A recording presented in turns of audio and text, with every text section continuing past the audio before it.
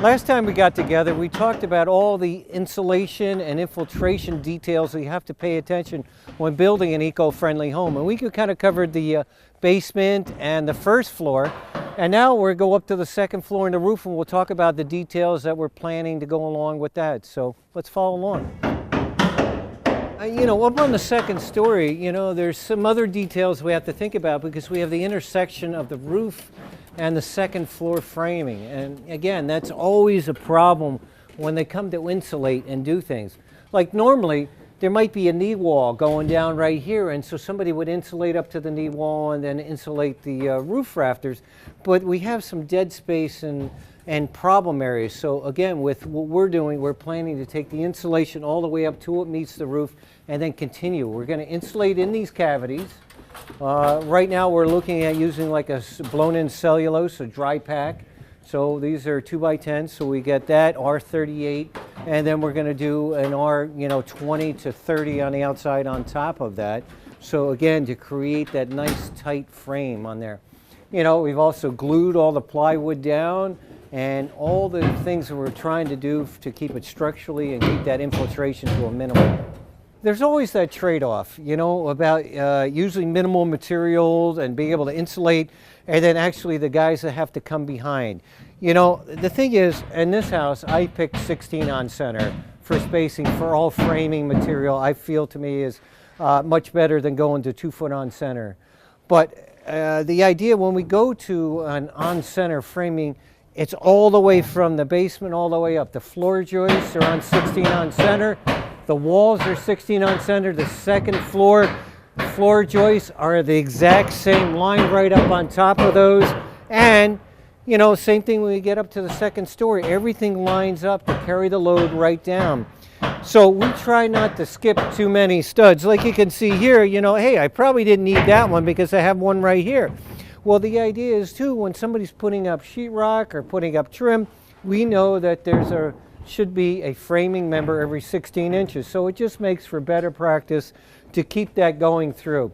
We also talked about those insulatable corners. Well, here's a partition block. I always like to show here. Here's another thing too, that I have a wall intersecting an outside wall, an interior wall, but I want to be able to stick my insulation behind there and do that. Well, a lot of times this might have been 3 pieces of studs. I would have had 2 wider, 1 in the middle on edge, and you would have had that solid wood there, and it's uninsulatable. So try to think of all those little details there. In the great room or living room per se, we're going to have a cathedral ceiling. But the way that we're doing this whole system, that we're going to insulate into the rafter bays and then put the ridges outside, that everything underneath the roof really is conditioned. So I could lower the ceiling, I can make it as tall as I want, and I don't pay any penalty. Another advantage of the envelope like that is ductwork, mechanical systems. They're all in conditioned space. I don't have all that loss or penalty that I have to worry about is, super insulating ductwork. It's in an unconditioned attic. Since anything really underneath the roof rafters are insulated, are considered conditioned space, that again, I can hide my ductwork, but I don't have to worry about going crazy with insulation or a penalty or losing energy because of that.